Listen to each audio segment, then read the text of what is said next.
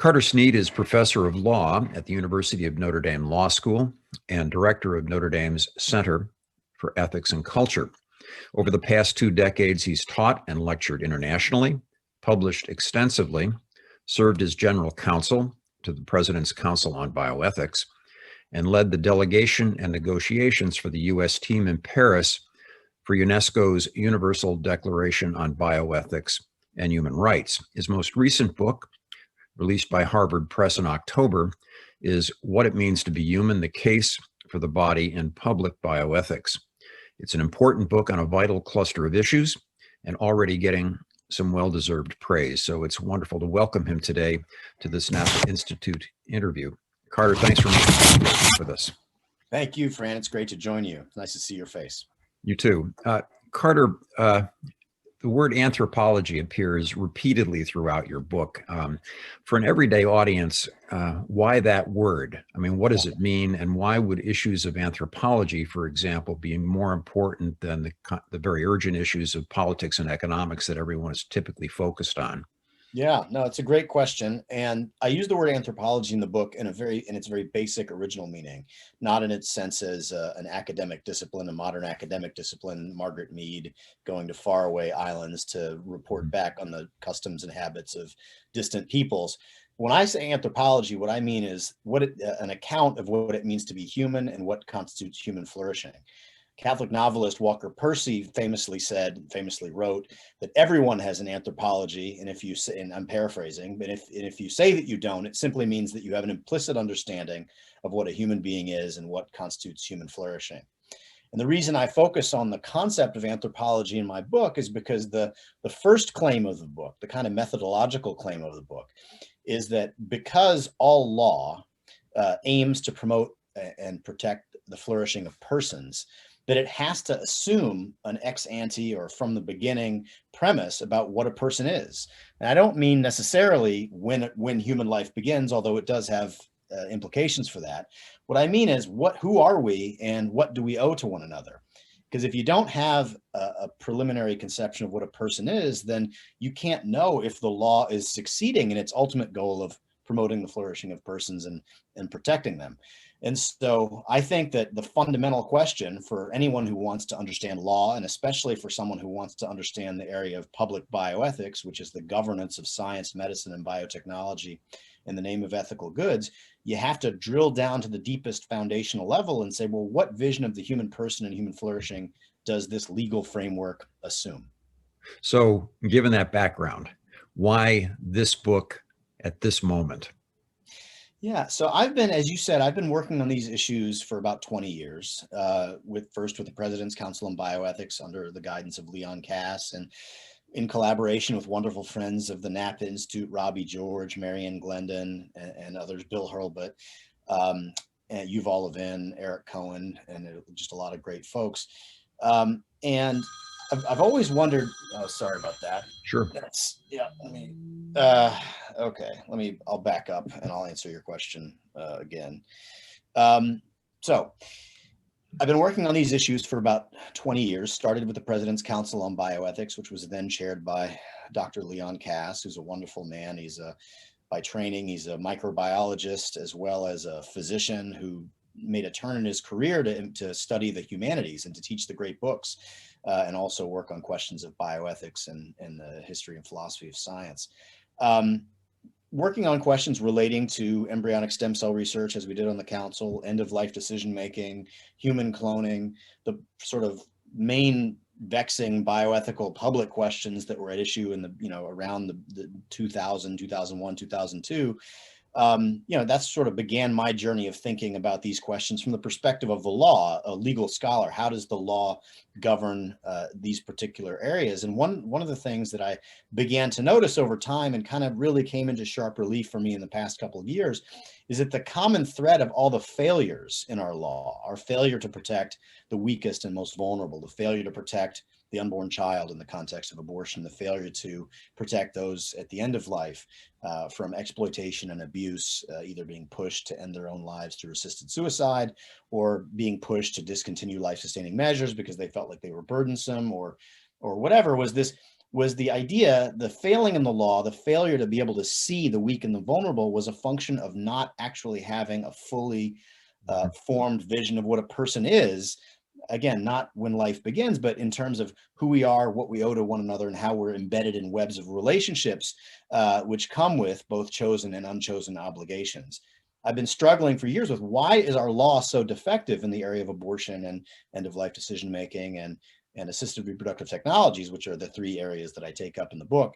And I concluded that it really is ultimately an anthropological failure and requires an anthropological answer or solution to correct those problems. Now, one of the things that particularly in your work for the center, Carter, I mean, you understand better than a lot of people that one of the principles of Catholic social teaching is the dignity of the individual. And yet in your book, you underline a peculiar kind of individualism in the American personality that leads in really negative directions. I think you call it expressive individualism. What is that, and why is it bad?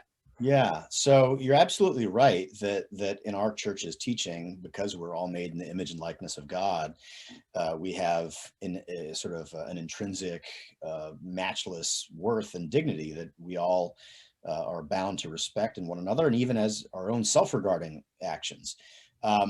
But that dignity and value emerges from a particular kind of relationship that we have, a relationship with God, not simply our own atomized individual wills floating in the ether, seeking to pursue our own projects. And that vision of the kind of solitary will is the vision of expressive individualism. Expressive individualism was a phrase that was coined by Robert Bellah, who's an American social scientist, in a book in 1985 called Habits of the Heart, in which he studied hundreds of Americans in the early 80s and asked them questions about how they understood themselves, what they thought they were fundamentally. And what emerged for him was this vision that people understood themselves not through their embeddedness and relationships to others, not in the content. What they thought of themselves as being were really what others call atomized, that is solitary individual wills. They would define themselves according to what their desires were, what their capacities to choose was, not their unique integration of mind and body, but rather really were simply identified as coextensive with their desires and their wills. And what flourishing, these folks understood flourishing being, was to interrogate the interior of your own will and your own self to find the authentic and maybe even transgressive truths inside that are unique to you, and then to express those, and then to use those truths to configure your pathway forward in the world. And this is a vision of the person that's completely abstracted from our relationships to other people. In fact, it views relationships as instrumental to realizing the projects of the will, even very important relationships like the relationships of family, parents to children. Those are viewed through an instrumental lens to how valuable they can be towards realizing the projects of our will. And Catholic philosopher Charles Taylor and Catholic philosopher Alasdair MacIntyre and others have kind of drilled down into this conception of this anthropology of expressive individualism, and have traced a really interesting intellectual genealogy that I outline in the book about where it begins with French philosopher Rousseau, and then kind of becomes developed in the romantic literary and art movements of the 18th and 19th centuries. And then sort of becomes part of the American culture in the 1960s as part of the sexual revolution. And it goes from the realm of artists like Byron and Shelley and others thinking of themselves in this kind of unique, authentic way, to everyday people thinking about what my job as a person is to find the truth within myself and to follow that truth to the dreams that I construct on my own. And that's the vision of expressive individualism. And it's problematic because it doesn't take seriously our relationships to others. It doesn't take seriously the fact that we're embodied. I mean, the name of the book is The Case for the Body. And what I try to argue in the book, and I don't want to jump ahead too much here, but what I argue in the book is that by virtue of our embodiment, certain truths follow from that. And those are truths that are utterly invisible to expressive individualism, because it is, as Alasdair MacIntyre says, forgetful of the body. You know, I have to smile while you're talking, because one of the lines that I triple underlined in your book was, an inexorable reality of embodied human life is dependence. Now, a lot of people would argue that part of becoming an adult, part of becoming mature, is developing an independence. I mean, so why would dependence why would that be a good thing? I mean, and how are you using that idea in the book? Yeah. So you're exactly right. So I argue that the expressive individualism, because it focuses exclusively on the mind and the will, ignores the body, and in fact understands people as kind of disembodied wills who have instrumental bodies that are designed basically to manipulate any way you wish to try to pursue, whatever goals you can generate from exploring the interior of the self. And what I argue is we are all embodied beings. We come into the world as living embodied beings. We never experience ourselves as disembodied beings. Our bodies are entirely an inexorable feature of our shared and individual lives. In fact, our consciousness itself is a function of our embodiment. It emerges from the structure and function of the brain. And obviously, as we all know, when we haven't eaten or if we are sick or whatever, our body affects our will and our mind. It can dramatically alter our judgment, our will, our desires. And there are three sort of main features of being an embodied being: having a corruptible body that ages and dies, a body that is not self-sufficient, and that is that we are mutually dependent upon one another, as you say. That's just part of being a human being. We are vulnerable because we have finite bodies, and we're subject to natural limits, which are another feature of living our lives as physical bodies. And as you say, dependence, especially in America, is thought of, well, that's bad. That's weakness. If you're dependent, you're weak, and we should try to strive to be independent. And of course, there's some truth in that, just in the way that there's some truth in expressive individualism. I'm not saying that it is utterly false. I'm saying that human freedom is real. We are particular individuated beings, and that's real and true, and we should think about that and what it means. But that's not all. That's not the whole truth about who and what we are. And dependence is a feature of what we are, both as we come into the world as babies, who are more dependent than most mammals because of the structure and function of the brain and the size of the skull. That we were born before we're independent as compared to other mammals. We obviously have an arc of decline in which we become dependent once again on the care of others. And in fact, throughout our lives, most of us go through periods where we're dependent upon other people. This is what Alistair McIntyre says, that we all exist on a scale of disability. Oh, that's a fantastic line. Yeah. Listen, so, particularly in your work, Carter, and our circumstances as well, when you're dealing with disabled children or children with special needs in some way, I mean, you really get a sense of how, in God's eyes, we're all on that scale in some sense. No, that's exactly right. And McIntyre says the pristine example of what a human being should be, what human flourishing is the selfless and self-giving love of parents to a disabled child. Mm-hmm. And it's very beautiful. And so, but McIntyre says our end, and this is controversial because this is teleological, it says what we're supposed to be. And anytime you say something like that, people will object and say, well, what do you mean? Who are you to tell me what I'm supposed to be? That's sort of the American individualism talking. But he says what we're supposed to be, and this follows Aristotle, is independent practical reasoners, right? We do want to be independent. We want to be able to develop the habits and virtues of self-restraint and practical judgment and wisdom so that we can, given if the appropriate conditions, be independent and function independently. But that just doesn't happen ab initio. To become an independent practical reasoner depends on what Alistair calls networks of uncalculated giving and graceful receiving. You have to rely for your very survival, and then for your development into an independent practical reasoner, and for your, and even for your self-understanding, webs of people who are willing to make your good their good without any hope of transactional, compensation. They're not doing it because they're getting something out of it. You don't take care of your child because you're expecting something in return. At least that's not the optimal, ideal understanding of what a parent's obligation to a child is. That does seem to be so much of American life now, that kind of transactional sense of human relations rather than covenantal. It's totally right. And in the context of abortion, if you look in the sort of philosophical discourse of abortion rights, what you find, and Judith Jarvis Thompson, who wrote this essay called it's the Case for Abortion that she wrote in the early 1970s, in which she tries out a series of very strange and colorful hypotheticals about a woman who wakes up and she's been surgically attached to a famous violinist. She's been abducted and attached to a famous violinist, and now she has to use her kidneys to clean his blood for 9 months, and she's not allowed to disconnect herself. And that's her vision of what pregnancy is. Like, it's an atomized conflict over scarce resources among strangers. And it's not at all, for anybody who's been a parent or a child for that matter, which is everybody, that's not what the parent-child relationship looks like. It's not the area of transaction. It's not two strangers attached to each other, in an antagonistic, vital conflict. And so that just shows you how distorted expressive individualism makes the world. For example, expressive individualism can give no account of children at all. It sort of reminds you of French philosopher Bertrand Juvenel's comment about certain social contract theorists, that it sounds like the philosophy of childless men who forgot that they were children.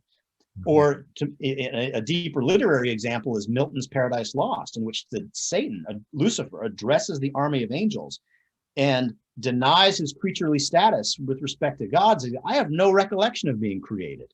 I have no recollection of being dependent. I've never understood myself without being in the full flower of my intellect and power. I'm self-made. I'm self-created. Who are you to tell me what I'm supposed to be doing?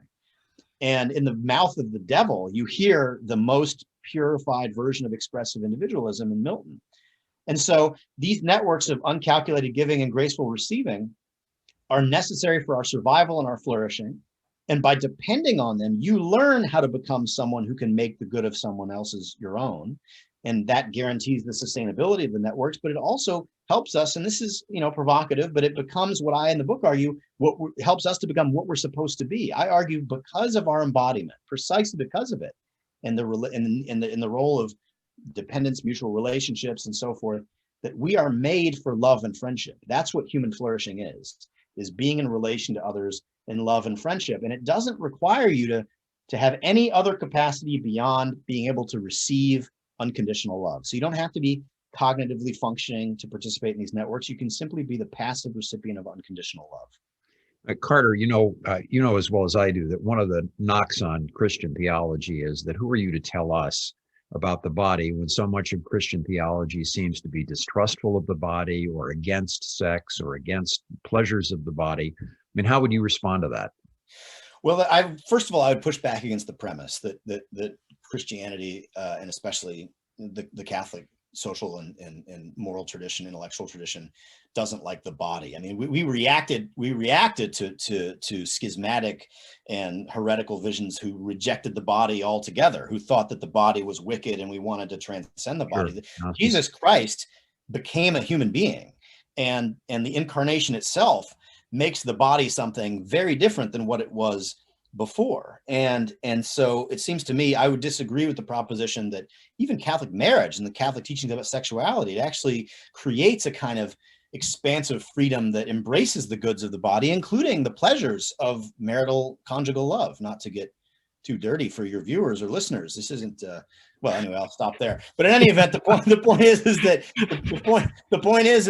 I would push back against the premise. But then secondly, and another criticism of the argument in the book is, well, who are you to tell me anything about anything, right? Who are you to tell me what I can do with my body, or who are you to tell me what my life is for? And what I try to make the point in the book is I say, look, I begin with a premise, our embodiment, that I think is inarguable. We are embodied beings. It simply is true. It is what it is. And then try to draw out inductively some features of embodiment that point in directions of how we should care for one another and how we should shore up and contribute to these networks of uncalculated giving and graceful receiving, and create a line of criticism for the current law of abortion, assisted reproduction, and end-of-life decision-making. You got a few incidents, you name a few events in the last century, Carter, like the Tuskegee syphilis experiment that really had an impact on the development of public policy bioethics. Could you give us a quick sense of what those were and how they eventuated? Yeah, so there are three signal events that I cite that mark not only the beginning of American public bioethics, that is the moment in which American law became focused on the questions relating to the ethical questions relating to advances in biomedical science, biotechnology, human subject research, and the practice of medicine. But they don't just mark a time in which we started putting the law onto these areas, but also they each illustrate an important point, which is to say, that bioethics deals with vulnerability and weakness, and to try to use a paradigm of the autonomous disembodied will as the paradigm for what a person is misses entirely the fundamental human context of public bioethics, which is vulnerability and exploitation. And so I took 3 examples of vulnerability and exploitation that came at the beginning of American public bioethics, 2 of which are pretty well known, 1 of which I think is not well known. The 2 of which that are well known are, first of all, is the publication by Henry Beecher, who is an anesthesiologist at Harvard, of a study in, or a report, or an article in the New England Journal of Medicine in 1966, describing 22 experiments on human subjects, vulnerable human subjects, that did not involve informed consent and involve some pretty dark forms of exploitation and abuse. The most prominent, in my mind at least, being injecting intellectually disabled children with hepatitis, injecting live cancer cells into elderly patients in a hospital in New York who were suffering from dementia. These are, or in other contexts where the will is diminished, where freedom is diminished, you have prisoners, you have people who are in the military subject to hierarchical chain of command, and their freedom is diminished in that way. And these are extraordinarily prominent and powerful organizations, Ivy League schools, the U.S. government being involved in these unethical experiments, and it kind of sent shockwaves through the public and got a lot of attention. The second example is the Tuskegee Experiment, which you mentioned, which is an event that began in the early part of the 20th century, in which U.S. federal government researchers, not a federally funded program, but federal researchers themselves went into Macon County, Alabama, which had the highest syphilis rates in America at the time, and was mostly populated by poor African-American sharecroppers. And so instead of going to help these men, what they did is they went in to conduct what's called a natural history study. They were just going to watch the progress of syphilis as it ravaged the bodies and families in this very poor Black community. And they never told the men and women involved what they were doing. They told them they were testing them for bad blood, and they paid them a pittance, a small amount of money, and they promised to pay for their funeral expenses if they enrolled in the study. And they didn't give any medication, didn't treat these men at all. And in fact, in the 1940s, when penicillin became standard of care for treating syphilis and could help people with syphilis, not only did they not give the penicillin to these poor men and women, they took steps, at least it was reported, they took steps to deceive them and to prevent, even working with local health authorities, to prevent them from getting access to that. Wow. And this went on for 40 years. And it was a scandal, and it was shocking, and it came to light in the early 1970s through the work of a low-level sexually transmitted disease researcher in the federal government, who reported it to the press, and it became this massive scandal. And then the third example I give, and this is the one, a lot of people have heard of Tuskegee, a lot of people have heard of Beecher's article. Not many people have heard of the third thing that I talked about, which is to say, federally funded experiments, or a debate about federally funding experiments on babies who had just been aborted, who were still alive, although outside of their mother's bodies. And these babies this was happening in Scandinavia, and American researchers would go over there and where they would do abortions basically by C-section. They would just open the woman up and bring the baby out, and and therefore the baby would be intact and wouldn't be mortally wounded, although it would be dying pretty shortly thereafter. And they would keep these babies alive and do horrific experiments on them that extended their pain and suffering, and just brutal. I mean, something that you would imagine coming out of like Joseph Mengele, right?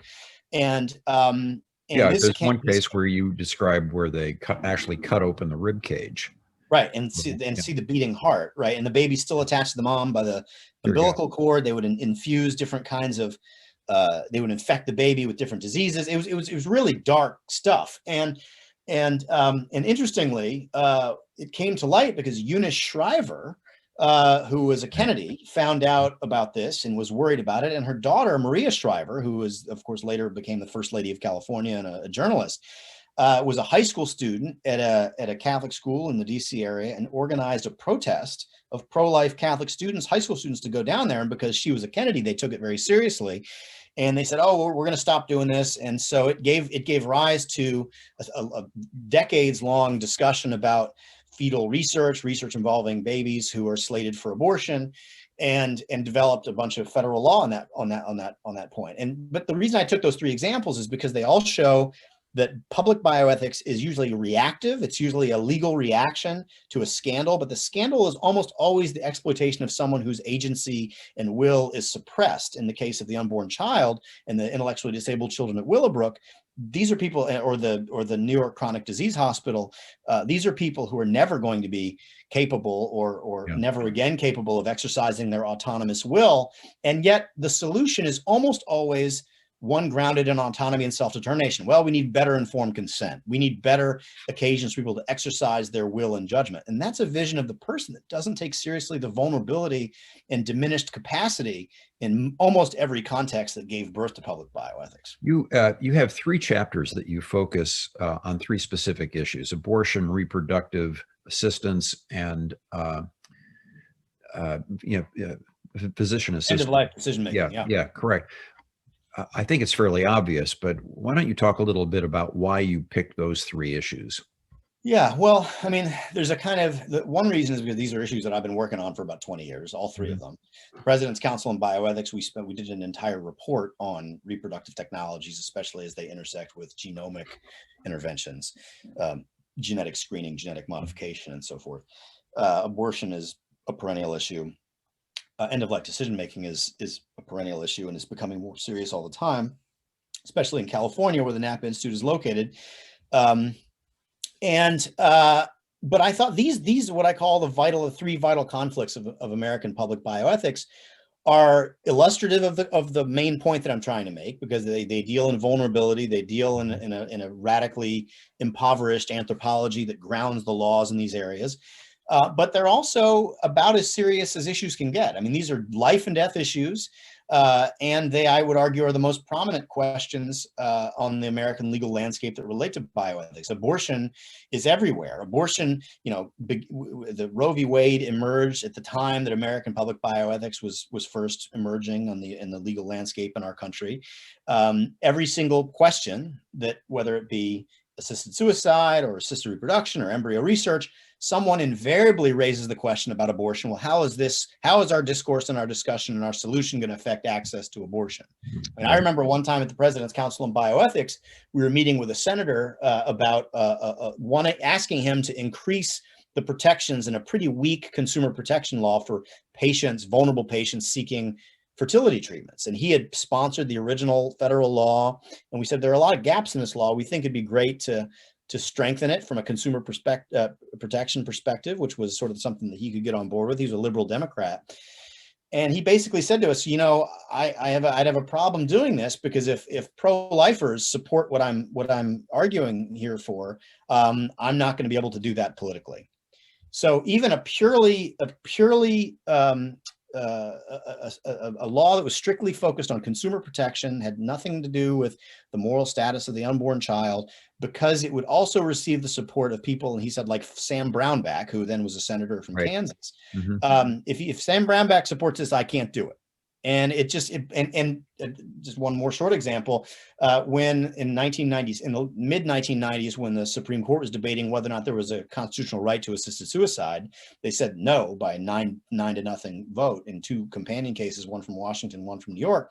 There was a famous philosopher's brief that was published both in the court and in the New York Review of Books, in which the most famous modern secular philosophers, John Rawls, Scanlon, Nozick, Judith Jarvis Thompson, and others, wrote a brief that's really kind of an embarrassment. I have my students read it in bioethics, and the ones who are philosophers are like, this is embarrassing, called the philosopher's brief, because it's so thin and so unpersuasive, and it's just basically assertion without argument.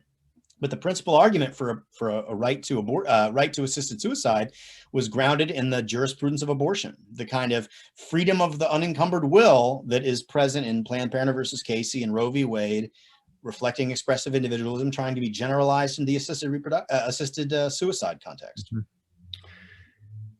Given that, Carter, what do you see as the emerging issues in bioethics that we're going to be facing in American culture in the next 10 to 15, 20 years? And how do you sleep at night? I mean, what gives you hope?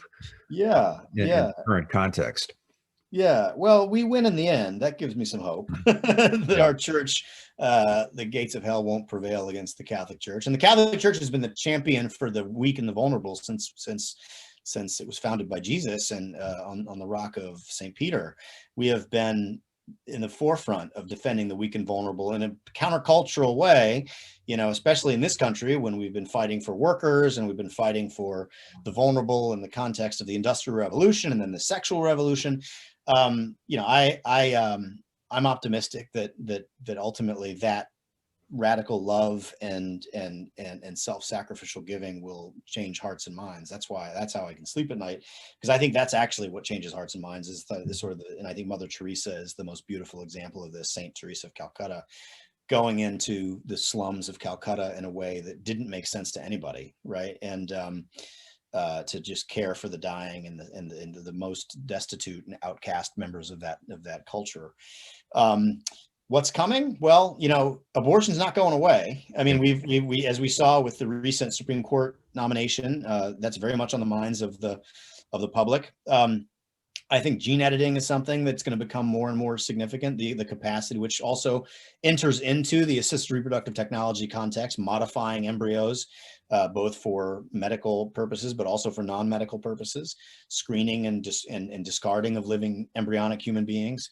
And then I think as our population ages, and this was true, 20 years ago, we're going to be dealing more and more with a massive population of people who are suffering from dementia, people who are terminally ill, or people who are radically dependent upon life-sustaining measures, and all these questions about caring for people at the end of life or who are radically dependent for life-sustaining care is just going to become even more significant. And we have economic elements that are going to make that an even more dramatic conversation.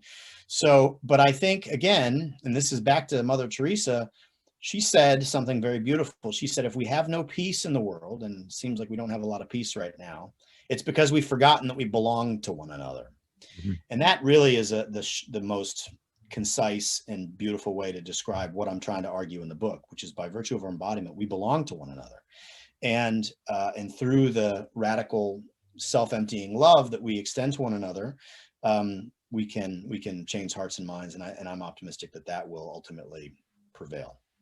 Carter, thank you so much for your time. It's really, for people my age, I'm delighted that there are people like you at your age doing the work that you're doing. It's really, it's so refreshing. I want to remind the audience that the book that we're talking about here, Harvard University Press, and What It Means to Be Human, The Case for the Body in Public Bioethics. Thank you. That's perfect, Carter. There it is right there. You're the greatest. God bless you. Get it on Amazon. All right. Thank you so much, friend. God bless you. God bless the Napa Institute. I appreciate the opportunity to chat today. Bye-bye.